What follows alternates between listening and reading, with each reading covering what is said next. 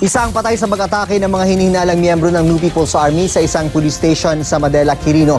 Tinangay din ng rebelding grupo ang ilang sasakyan sa istasyon at dinukot ang isang pulis na kalaunay pinalaya rin. Ang balita hatid ni Victoria Tulad. Alas 10:30, inatake ng 50 hinihinalang miyembro ng New People's Army ang Madela Police Station sa Quirino. Napatay sa pag-atake ang intelligence officer ng istasyon na si Police Officer 3 Jerome Cardenas, habang dinukot naman si SPO4 Antonio Siriban. Kalaunay pinalaya rin si Siriban. Tinangay pa ng mga rebelde ang ilang gamit sa istasyon pati sasakyan. Isang truck naman ang sinunog ng grupo. Matapos ang pag-atake, agad na nagkasa ng kaliwat kanang checkpoint ang pulisya, kung saan 5 lalaking may kahina-hinalang kilos ang dinala sa istasyon.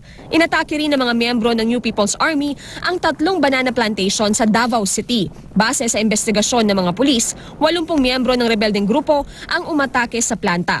Matapos disarmahan ng gwardya, sinunog ng mga rebelde ang 2 sa 3 planta. Nang rumesponde ang mga otoridad, isang IED ang sumabog na ikinasugat ng isang tendero ng isda. Nasugatan din ang gwardya ng planta nang magkaroon ng bakbakan kontra sa mga rebelde. Mariing kinondena ni Davao City Mayor Sara Duterte ang pag-atake. Insulto raw ang ginawang ito ng grupo, lalo pat suportado ng Davao City ang peace negotiation sa pagitan ng gobyerno at NPA. Kinondena rin ng Lapanday Foods Corporation na may-ari ng mga planta ang pag-atake. Matatandaang sa 4th round ng peace ng CPP, NPA, NDFP nitong Abril sa the Netherlands, nagkasundo ang 2 peace panel na pag-usapan ang pagkakaroon ng isang interim joint ceasefire agreement. Pinalaya naman ng NPA sa Surigao del Norte ang isang sundalong naging bihag nila ng 3 buwan.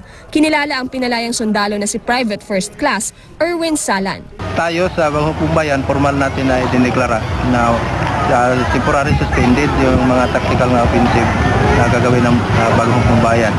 Sabi ni Colonel Amaro, narinig natin sa media na walang combat operation. Victoria Tulad, GMA News.